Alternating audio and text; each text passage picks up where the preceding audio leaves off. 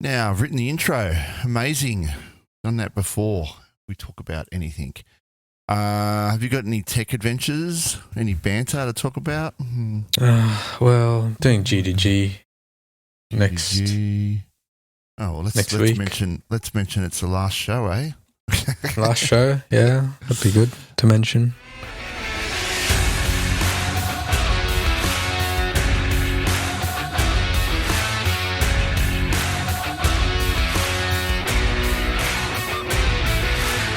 Welcome to GCP Life, episode number 72 for Friday, the 30th of August, 2024. GCP Life is sponsored by Mantle Group. At Mantle Group, we make your Google Cloud solutions possible. And I'm your host, Stephen Bancroft. On today's show, Google launches some new CPU types. AI models have been reduced to a simple container. Is the Australian government finally doing something about our country's poor cybersecurity? And we look at the stunning costs of AI in the AI wars.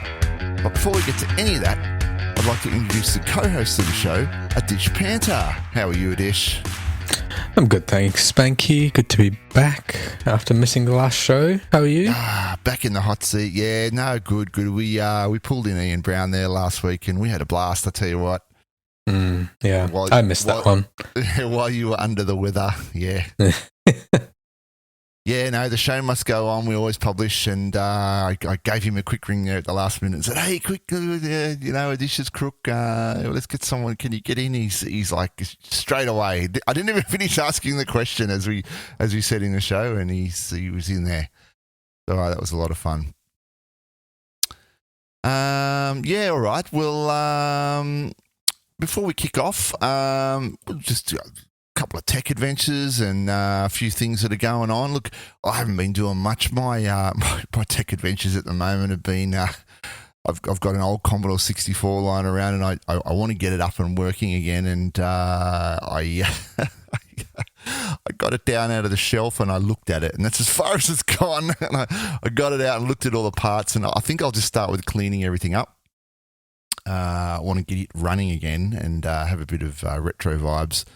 I'll just clean everything up, and there's two floppy drives with it that need a bit of a paint job and a bit of a clean up. That should be fun to go. And last time I remember, it just didn't power up. It was a black screen, so I'm going to have to get in, sort some electronics out with it. But that'll floppy be my drives. Fun adventure over the next few weeks. Yeah, floppy drive. No, it's not, and it's not the 3.5. It's not the 3.5 inch. It's the 5 1/4 inch drives, the big ones. Oh wow, the big ones. The big ones, yeah. So not the real big ones because there's even a bigger one than that. But that's what the Commodore 64 used. I've even got a box with some floppies in it. I don't know what condition they're going to be in, but that's sort of something I want to get going again. And so the kids can have a play around, and maybe you can get game cartridges for it as well. You know, plug in like the Nintendo. Maybe I'll get a collection of those. You reckon you'll be able to get it up and running in the first place? I don't know. There's going to be some challenges. A lot of the chips now have been made like they're homebrew open source versions of the chips, right? That you can get. So if you got a faulty chip, I mean, you could find an original chip, and it's still a 40-year-old chip, and you're probably paying an arm and a leg for it. Or people have made copies of them. And you can build an entire Commodore 64 with a copied motherboard and copied chips, like with new components, but it's completely backwards compatible with the old Commodore 64. It is possible to do. But my goal is just to get this thing up and running with minimal purchases and minimal extra components, just as it is. That's my goal. Don't sell your organs. That's all I can say to get it. Donate organs. Yeah. Probably. But I still have a half-finished Amiga in a box as well, so that's another little project I've got going on. With the house move and everything, that just got put on the back burner, but I do want to do that. I want to build what I'm calling a reverse sleeper. You have a pimped out case with LED and all the rest of it, modern hardware, modern case. You can turn it on and it's an Amiga 500 from 1990s.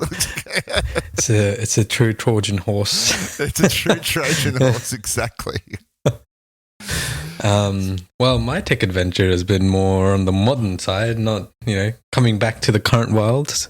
Banky, I've got a GDG talk planned for next week. So just doing a bit of playing around with Cloud Run, looking at all the latest and greatest in Google's offering in Cloud Run. What do I like? What do I dislike? Looking at some real world use cases of Cloud Run that we've done in the past. So that'll be me.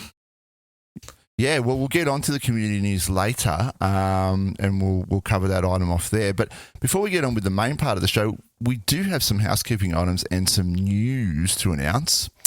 And sadly, Adish, being the co-host of the show, your tenure has come to an end. Yep. So I have got the co-host curse, as you might know. I signed up for this to get the curse, clearly.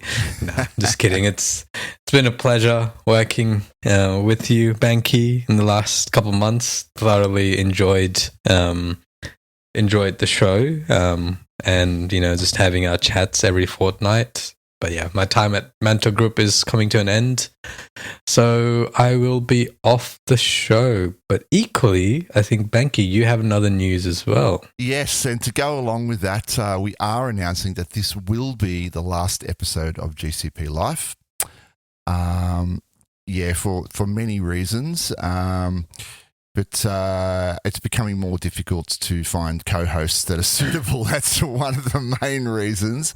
But never fear, it will not be the end of my podcast career. There is a new podcast launching, and it will drop in straight along with the regular cadence of this show, and that is called GCP Bytes. So you can go right now, you can go to www.gcpbytes.com.au. You can find GCP Bytes on Spotify and on Apple Podcasts.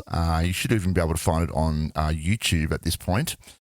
And we're all set, and we're all ready to punch out a new show, which will kick off. The first episode will be launched on the 13th of September.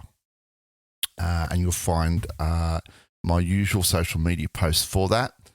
And the co-hosts of that show, would you guess, is Ian Brown and David Wall, two previous Mantle Group employees that have since moved on, and you'll find out all about them when you listen to the first episode of the show. I'm sure you know who those guys are. But other than that, nothing really changes. The format of the show is the same. The content of the show will be the same. I might put in some different music and so on. And you can expect the same, shenanigans that we normally have on this show. So it's same, just with a different name, right? Same with a different name, it's opening it up now with a little bit more flexibility. If I want to have a break, I can have a break because we've got 3 co-hosts. And if we can still, Adish, if you want to come on the show, nothing changes as far as that goes. We can still have Mantle Group people on the show. We can still have Google people on the show. We still will be a Google and tech-focused podcast. And nothing changes in that respect. So yeah, look out for that, GCP Bytes, and I'll be posting it along with the usual socials, etc. So is it GCP Bytes as in BYTES or BITES? BYTES. Yes. GCP Bytes. Yep. All right then, let's get on with the community news.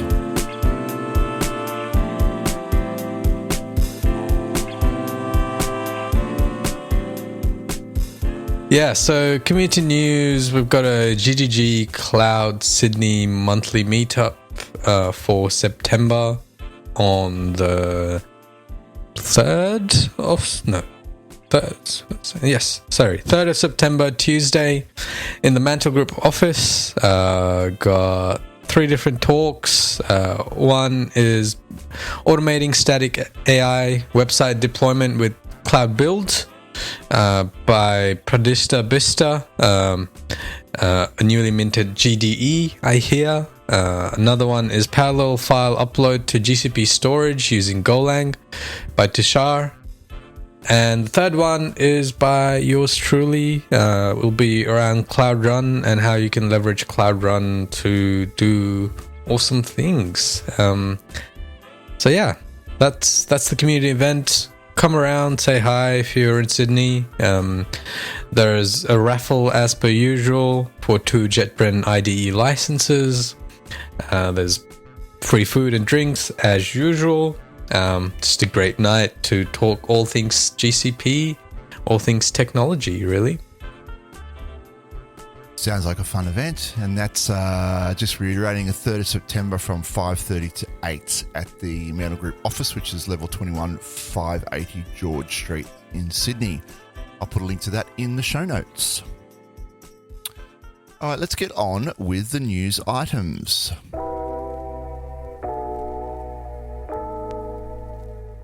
All right, first news item for this week. Google launches C4 machine series. Now, this is cool. I've actually got a project I'm working on at the moment, and we need these CPUs. C4 VMs now GA, unmatched performance for control of your enterprise workloads. So C4 is giving us up to 20% better price performance for general purpose workloads and 45% better price performance for CPU-based inference versus comparable generally available VMs from other hyperscalers. Yeah, so you mentioned that you need these in your projects. I'm in a separate project, and I'm dying to get the hands-on with this as well, because, so for context, without delving into too much of the detail, we're trying to put a really big database server into VMs because we're trying to do a lift and shift. And we are really, really struggling to find a certain price point that gives us.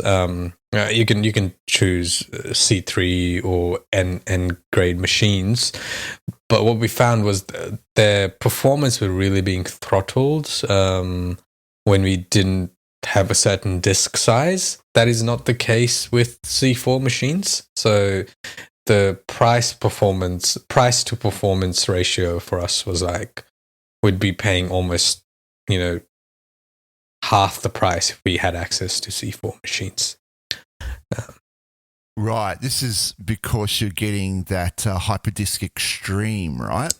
Correct. You're getting 200 gigs of networking, and you're getting 500,000 IOPS with 10 gigabits per second throughput on Hyperdisk Extreme. Correct. Yeah.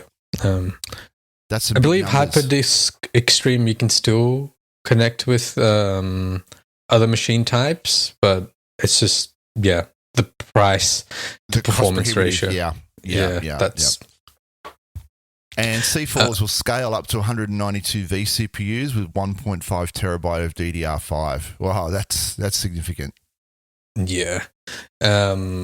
Just a caveat though, right now they're only available in US Central 1, US East 1, US East 4, Europe West 4, Europe West 1, and Asia Southeast 1. So unfortunately, even though it's in GA, it's for all the Australian consumers, we're not quite there yet. No, and this kind of led to a problem in my project where we spun everything up in Australia Southeast 1 and everything was going happily, and we're going to have to move everything to Asia Southeast 1, which I did in a couple of hours over a weekend. But a little birdie told me that it won't be long before they are available in Australia Southeast 1, so just look out for that. Yeah, that's what I heard as well. Can't exactly tell when, but yeah, very soon is what I heard. Yep, very soon. So, our use case was high-performance computing.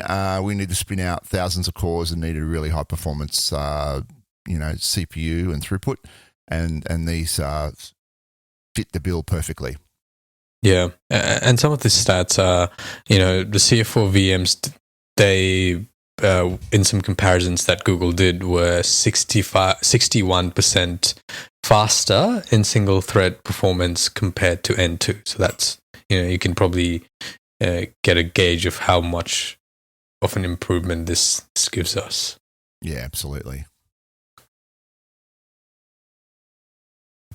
All right, cool. Well, moving on. To go along with that, we now have some updates to Cloud Run. And the first kind of update to that is you can now access NVIDIA L4 GPUs directly from within Cloud Run. This is interesting. Yeah, it's very interesting because now you're saying like you can run these crazy big models like, you know, like your Llama 2 models or Gemma 2B models, you know, which are, you know, really big models. And the Google's saying you can run those with, you know, with a cold start time of, you know, 10 to 20 seconds. Yeah. That's crazy. So really, that's what it's all about, isn't it? You can run your model in a container now. Like, that's just crazy. Yeah, reduced it just to a container. I mean, you could probably still run your model in a container previously, but now you can run it in a serverless container. That's probably more interesting. Yeah, okay. Yeah. And, you know, I mean, we know how, you know, sometimes you might have to, it may feel like you're selling a leg and an arm to run your AI, Gen AI models. This is, you know, just going in that direction of making it more accessible to a lot more people. I think that's the biggest win I see from here. Yeah, and that's going to be we're going to see this recurring theme, you know, through a few articles in this episode, you know, the cost of AI and trying to get the cost down. I think that's sort of the next iteration on it now, right? Yeah, 100%. Some of the new cases for developers in Cloud Run with this is performing real-time inference with lightweight open models, like the Gemma 2B or 7B models or Llama 3 to build custom chatbots or on-the-fly document summarization while scaling to handle really large volumes of traffic, serving custom fine-tuned Gen AI models such as image generation tailored to your use cases, and scaling down, right? So that, I think that's the real key. You don't have to constantly run this in a big compute instance or in a massive Kubernetes cluster. You can run it and scale down to really scale down to zero, right? Get your savings that way. Yep. So what does it give you? You get 24 gig of VRAM. And you can, with that, you can get fast token rates up to 9 billion parameters. And as you say, you can run your Llama 3.1, your Mistral and Gemma. When your app's not in use, it scales automatically down to zero. Just reading from the article there. So this sounds like a big, a fantastic cost saver and a big bump for those that are running models in the cloud.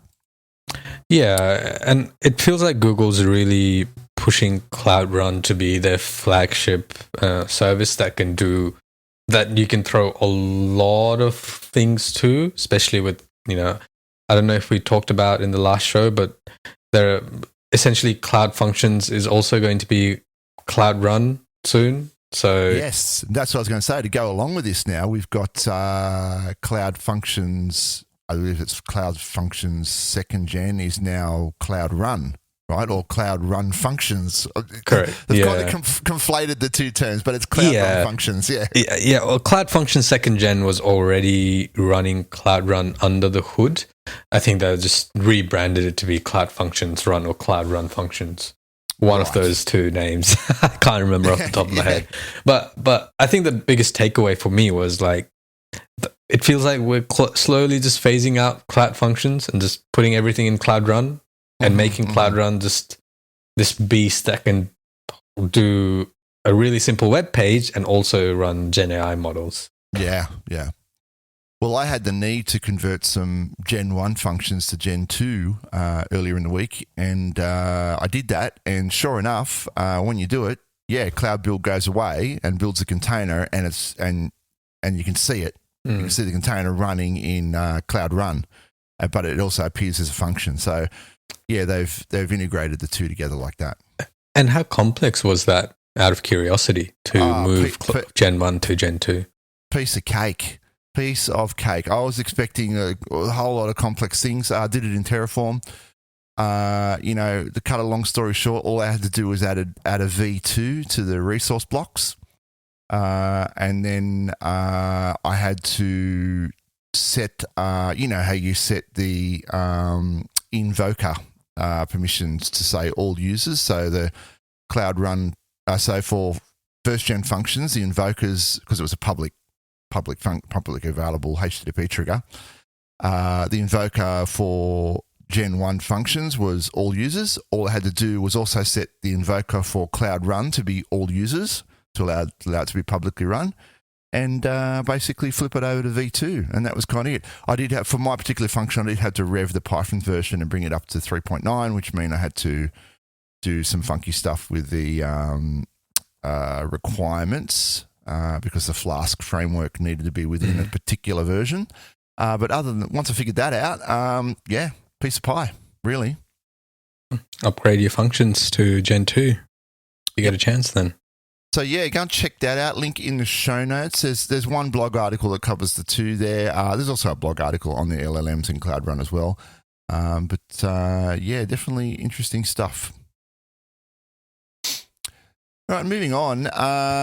Talking about AI and what they're spending. Like I said, this is going to be an ongoing theme.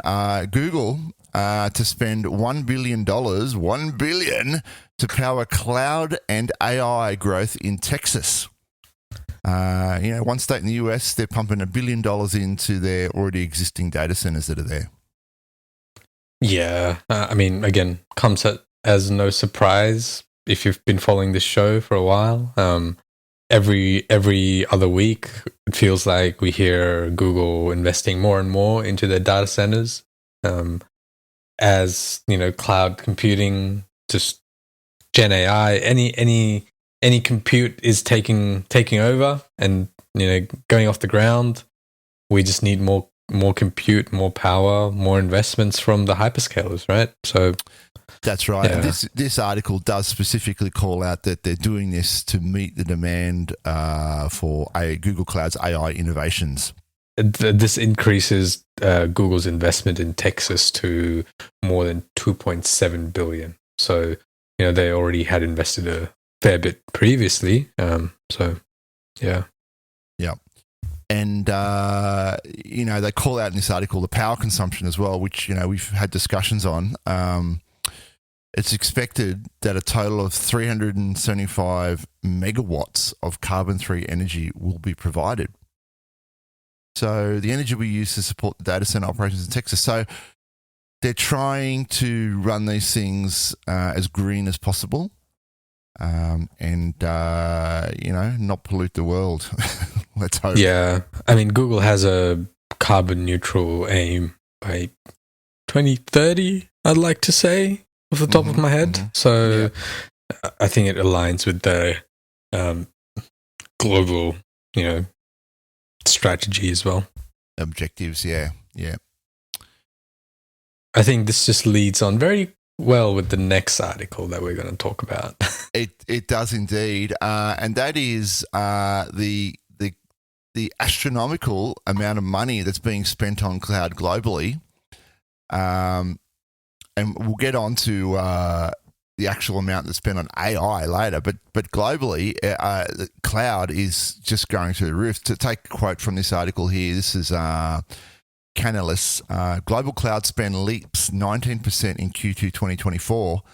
The global spending on cloud investments grew 90% year on year to reach $78.2 billion US. Wow. The top three vendors, AWS, Microsoft, and Google Cloud, collectively grew by 24% this quarter to account for 63% of total spending. AWS showed a notable increase in growth compared with the previous quarter, Q2 up 19%, whereas Microsoft and Google Cloud continue to show robust double-digit growth at 29% and 30%, respectively. So this is what the last Q2 quarter, hype was about for Google Cloud. We grew the most. We grew 30%, whereas the others were 29 and 19%. and this train ain't stopping, right? No, absolutely not. And what I did find interesting was the market shares. So it's largely remained the same. I mean, there's been small changes if you have a look from 2022, but unsurprisingly, AWS still has the biggest market share at 33%, followed by Azure at 20%, Google Cloud at 10%, which has largely been the same over the last year, which was a little bit surprising to me, actually. And the other clouds have around 37% market share. Yeah, I'm surprised that the other clouds have that much, to tell you the truth. I suppose we're talking probably, like Alibaba, Oracle, IBM, Salesforce, I guess. I do wonder if Alibaba is probably has a big presence in the Asian markets, for example. So we just don't see it here. Yeah, correct. So that's probably one of the reasons, I'd say, of the others having such a big such a big share of the pie. Yeah, absolutely. There's a bunch of other numbers in that article. Once again, I'll link it in the show notes. Go and have a look. You can see how Google Cloud is tracking compared to everyone else. TLDR, just lots in cloud spend. Basically. All right, then moving on. Quick one here we're just throwing in. Came across this article during the week. Best practices for businesses migrating to Google Cloud. It's not quite a list, but it kind of is a list. It's got a few things in it. Basically, they're saying move slowly, take your time, try not to avoid making costly mistakes. That's what it boils down to. What did you take away from this, Dish? Yeah, I think one of my biggest takeaways, not just from this, but also just experience working with our clients in the past, working in migrations, is a lot of people plan their target state, but we actually don't spend the time to understand the current state. So we say we want this end state that has all these bells and whistles, but we don't actually have a full picture of what we have on-prem, for example. Yeah. And that's where, at least for me, I find biggest challenge working with customers is every day you're finding something new that no one in the organization knows about, or maybe one person knows about, and that's never been raised before. So I think that was my biggest takeaway. Like, you need to really understand the full picture of what's currently in your environment on-prem before even really thinking about doing the execution of migration. Yep. And it's surprising, a lot of enterprises just don't have a full understanding of everything that's there, right? People have left, they've got legacy applications, legacy architecture, and, gremlins are popping up all the time that no one fully knows.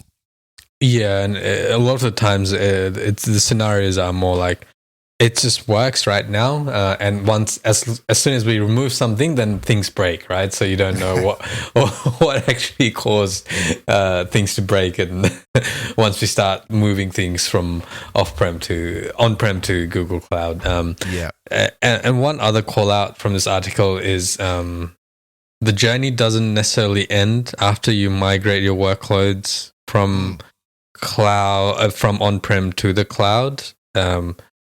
There's lots of optimizations that you can actually make after going to the cloud. You can modernize your application. You can start looking at cloud native services. Get off those GCVE instances. Once you get onto GCP, continuous improvement. So let's break down what they do mention here. They kick it off with develop a solid migration strategy, and this is what you touched on earlier. Everything starts with a well thought out strategy. Rushing the process can lead to costly mistakes. Factor in time for testing, training, and potential setbacks. So plan, right? Failing to plan is planning to fail. Choose the right migration tools. Yeah, there's a bunch of tools you can use to help you move in. Third-party tools. Google offers tools like data migration tools or Migrate for Compute, stuff like that you can use to help move into Google Cloud. Prepare your source environment. This is what you were touching on just then. A lot of thoughts given to where you're moving to, but not where you're moving from. You might want to do things like remove old unused data, optimize database, shut down legacy apps, do general cleanups. One of the common things that I've seen is, production and non-production sort of intermingled and mixed into one environment. Not really cool. Maybe try to split that out first before you move, or just pick out your non-prod stuff first, something like that. Try and clean that up as before you move. And then have a good plan for your target environment. And then during the execution of the migration progress, prepare to make changes as you move along. Stick to your timeline. Bear in mind that you're probably revising things down the line. So you're going to bump into roadblocks and hurdles and things, and just be flexible and be prepared to either wind things back, or sort of change tack with things. As you start to move workloads and build things out. And then, as you touched on, a dish post migration. It doesn't end there. You should just constantly optimize and constantly look for ways to reduce the cost. But don't go back on-prem. Like it can be cheaper if it's done properly. Going back on-prem is an anti-pattern once you're in the cloud. Just stay where you are and look at ways, find your big hitters, find your quick wins, try and reduce the costs on those. And at the end of the day, you'll be in a better position. Yeah, I think that's a great call out.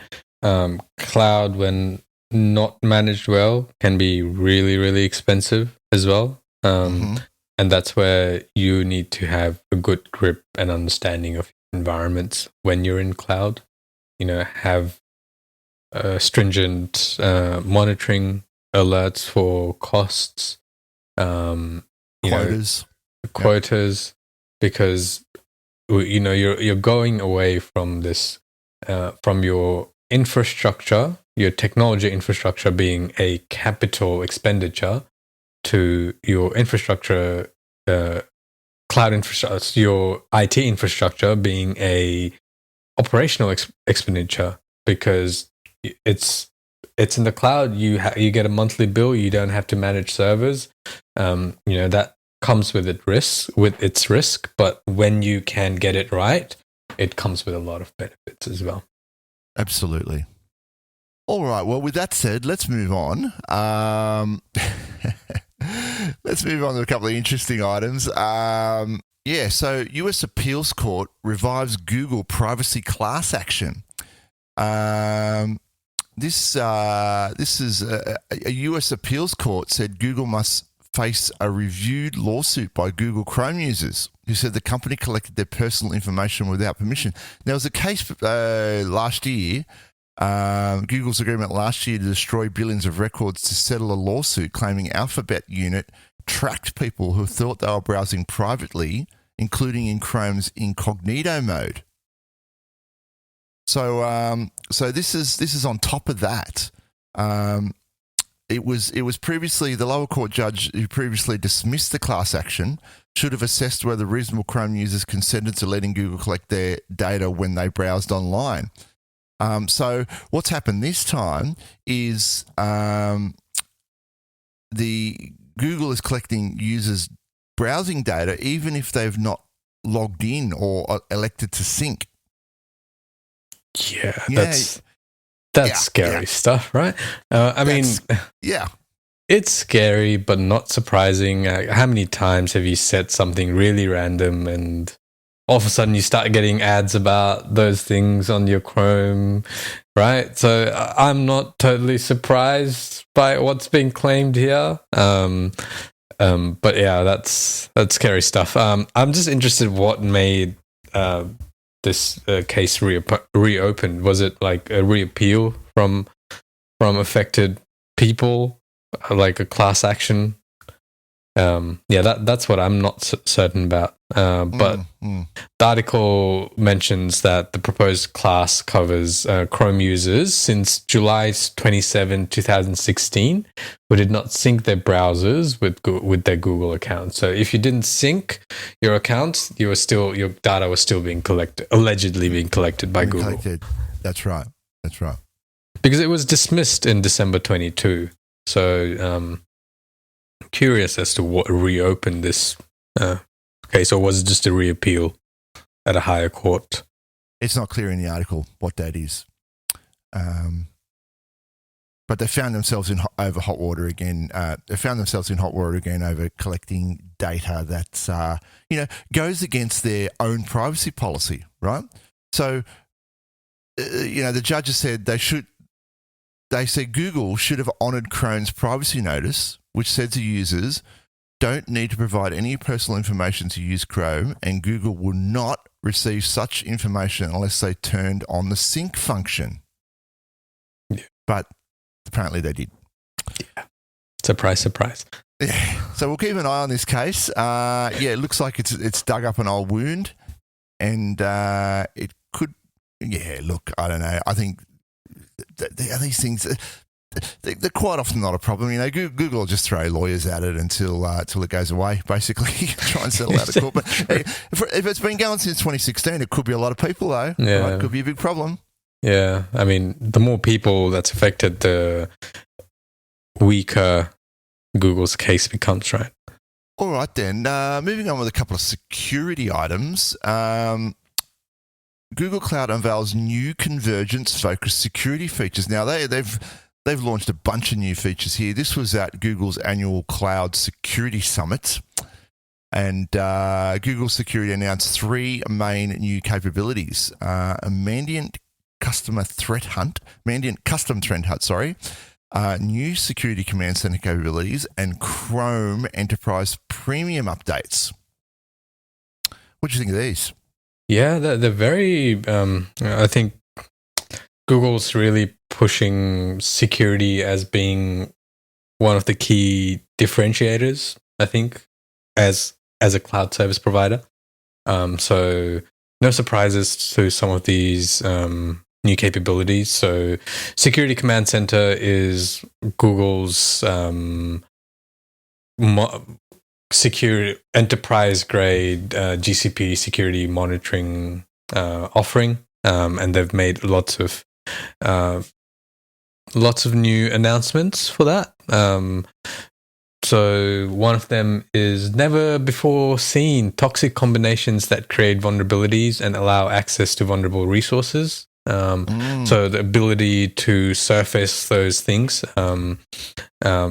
Update to what it does. It finds toxic combinations using what Google are calling their virtual red teaming. So it's doing that red teaming activity, but in quotes virtual way. So which does constant simulations to determine attacks. So yeah, very, very interesting stuff.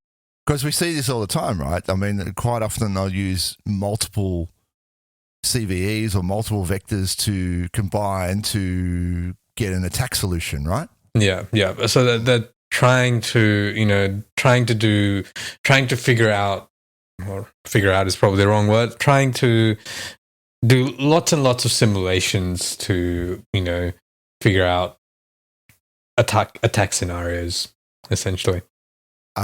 It also includes Mandiant Custom Threat Hunt, which offers point-in-time threat hunt capabilities to complement managed detection and response services. So the service, which can be used in supplement to in-house threat hunting programs, helps organisations uncover ongoing and past threat actor activities in their environment while improving their ability to detect future threats. So just an ongoing threat hunting detection, I guess. Yeah, 100%. I think the other important one was the Chrome Enterprise Premium updates as well, which includes capabilities, new capabilities in the Enterprise edition of Chrome. These enable users to obtain faster and easier protections with pay-as-you-go pricing. So trying to, bring that cloud mentality of pricing into Chrome as well. Protect data with watermarking. Gain greater visibility into browsing activity. That's a interesting topic after our last article. Well, for enterprise, you may want that, right? Yeah. So basically, to gain that greater visibility, they're looking at URL filtering for browser history and view Chrome security insights for nuanced understanding of threats as well. So just making browsing secure at an enterprise grade, which, we hear about a lot of the security threats that come into play with people just not doing sensible things in big organizations. So I can see how this can protect big enterprise from, human errors, human negligence. Absolutely. And to go along with that, there are two other security features. We now have Privilege Access Manager, which is now in preview, and we discussed this on the show a few episodes ago. Enforces the principle of least privilege with just-in-time, time-bound, and approved-based access elevations for high-privileged users. Very cool. And we now have VPC service controls, which now support private IP. So you can include your internal corporate IPs in the VPC service control, like a traditional firewall would. Very cool. Yeah, I think that's very important. I think that's been a blocker for many organizations to use VPC service controls across the organization. There's always like whitelisted projects and services because of that limitation. So this might actually nudge more people to start using VPC service controls. Encourage them to use it, yeah. Yeah, and also there was another announcement of a confidential VM option, which allowed protection of data and applications in use with hardware-based memory encryption as well. So I can probably think a use case would be if you're processing lots of PII data in your Kubernetes cluster or something like that. Would be very handy for that. All right, and to go along with that security item, we've got another security item. Google partners with Australia to strengthen cybersecurity for critical infrastructure. Now, this obviously grabbed my attention because it's Google and it's an Aussie story, but Google has partnered with the CSIRO and the two parties are focused on devising revolutionary digital tools for hospital, defence organisation and energy providers which are considered critical infrastructure operators. These tools will be able to automatically detect and eliminate software vulnerabilities. So you can bet some of what they're building out here is going to be based on some of that stuff we just talked about, right? Yeah, and the good thing is it's, there's this partnership with CSIRO. I think I hold CSIRO in pretty high regard in their research and capabilities. So, you're bringing Google's know-how of, technology, of cloud, of security, of data, and CSIRO's research ability into, creating this synergy of creating more innovations to protect Australians against security breaches, because we've been getting security breaches just about every other week these days. So. Yeah, and they call that out in this article. They say a number of high-profile cases, including Medisecure, Ticketmaster, Shell, Telstra and Optus, among others, have posed substantial threat of identity and financial theft to a significant number of people. And that's just in Australia, right? Not, we talked about it on the show many times. Australia seems like a soft touch, but this article goes on to say, this is Stefan Avogustus, I've completely butchered the name, Google Cloud's head of security practice for Australia and New Zealand, says he has commented Australia's approach, stating that the country has led the way in legislative measures to control and combat the risks. Such a statement suggests that the country may be considered a leader in global cybersecurity policy and practice. Well, I don't know about that so much. I find that hard to believe. Yeah, I shake my head to that as well. Yeah. I mean, the policies are only as good as what's implemented as well, right? So you can have all the policies in the world, but if those policies are not adhered to, that's the problem as well. So I can't make a comment on whether these policies are great or not, but I can definitely make a comment from what I see is the implementation is not quite there yet. Put the policy in place, but then there's going to be a lag for the implementation. Right? Yeah, correct. And I think that's one of the key call-outs from this article is saying that the initiative is committed to providing transparency and accessibility, and the project's findings will be made public, providing critical infrastructure operators with easy access to vital cybersecurity information. And this open approach is designed to foster a collective defense strategy, enabling organizations across various sectors to benefit from the latest cybersecurity insights and tools. Very good. This partnership aligns with Google's broader commitment to Australia. And we've mentioned this before, following its 2021 pledge to invest $1 billion in the country over 5 years. And that aligns with their investment in similar type of investment and program in the US, which is around $9 billion in cybersecurity. All right. Well, I'm glad to hear that actually something is being done about it. And, we're all going to be a little bit safer as a result. Because the scams have got to stop. The breaches have got to stop. It's nearly a weekly occurrence, and it's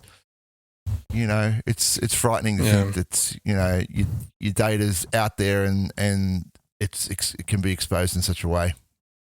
Yeah, and the problem for the general public is they don't know what to trust and what not to trust. Right? It's getting to a point where you're getting so bombarded with false messages and emails because information has been leaked. When important information comes along, at least for me, I'm questioning it 10 times before doing anything about it. Oh, yeah. I'm so nervous now of phishing emails and, scams that, more often than not, I'll flag legitimate stuff, Yeah. Can't trust it. It's funny because yesterday I got a message on my phone saying there's a fire in my local suburb, and the suggestion was because it's starting to get pretty smoky to stay in. I actually didn't believe it for a while, but it turns out it was actually true. It was actually important information. But because I get so many, scam emails and messages, I actually didn't believe it for a long time. Right. So it's kind of having the negative effect, right? Like, what if your house was about to burn down and you didn't believe the message? Yeah. Correct, yeah. Yeah, it's getting harder and harder to believe stuff. And, we're not going to talk about it today, but even with some of the AI video that's out there now, it's right. So when do we get to the point where video is just no longer submissible as evidence? We're almost there, right? Yeah. All right, speaking of AI, let's get on with the AI wars.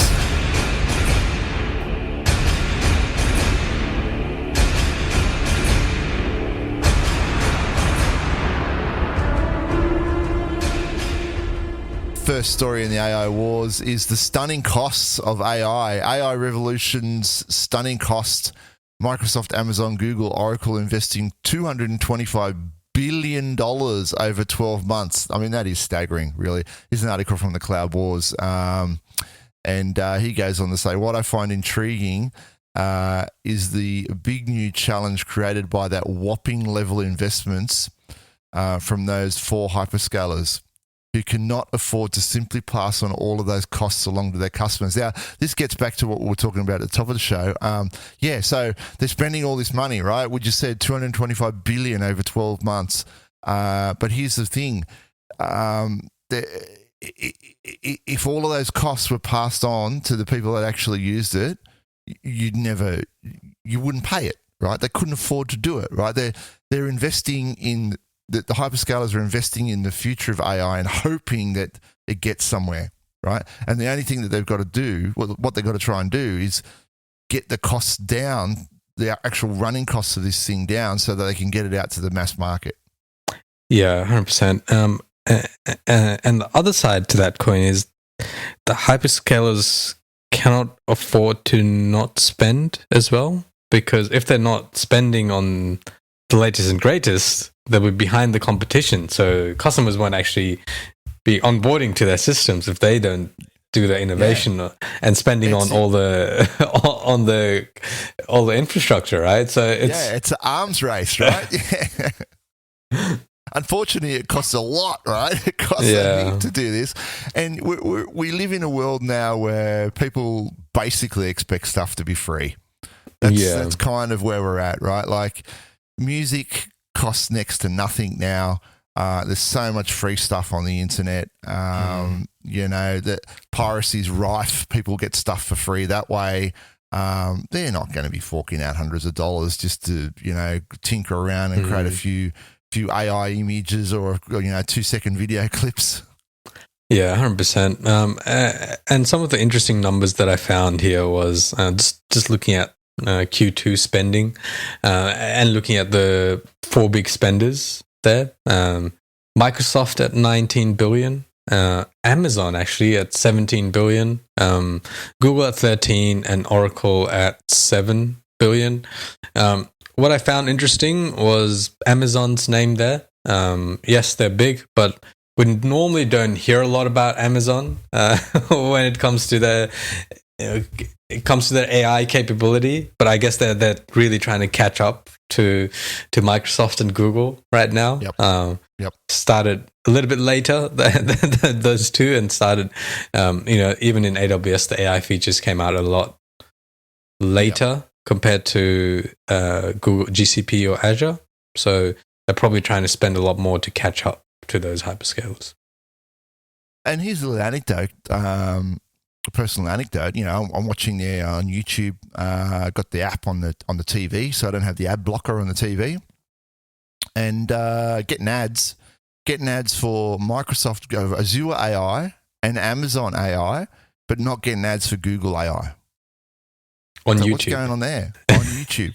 On YouTube. Yep, on YouTube. The irony is not lost on me, Dish. Wow. But that's spend there. Look. There.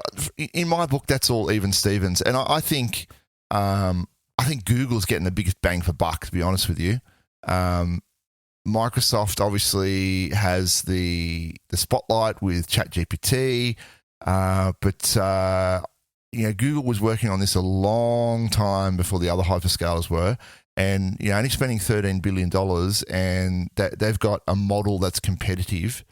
In my opinion, I think they're really getting the biggest bang for their buck. 100%. And what Google has on other hyperscalers is they actually have this massive thing called Google Search, and terabytes and terabytes of petabytes and petabytes of data. Yep. Don't forget the hardware. Don't forget the hardware Google's producing as well. Yeah. And they've got, a very big cloud presence now. So definitely agree with you, Banky, that Google's getting the biggest bang for their buck. Yeah. So to take a quote out of the article here, just on what you were saying, it's not just a matter of simply getting ahead in AI, but you also keep your model current. And it's going to take larger and larger data centers, and some of the data centers we have and we are planning are actually even bigger. Right, so this train ain't stopping. Some are getting very close to, dare I say it, a gigawatt of power consumption in a data center. That is astronomical, which is pretty good sized city or one enormous AI cloud training data center. Power a city or a data center, take your choice. Yeah, crazy stuff. take another quote from the article. Your capital expenditure, including finance leases, were at 19 billion in line with expectations, and cash paid for PP&E was 13.9 billion. Cloud AI-related spend represents nearly all of the total capital expenditure of 19 billion. That's a quote from Hood from Microsoft. Yeah, I mean, like I said, this is AI revolution.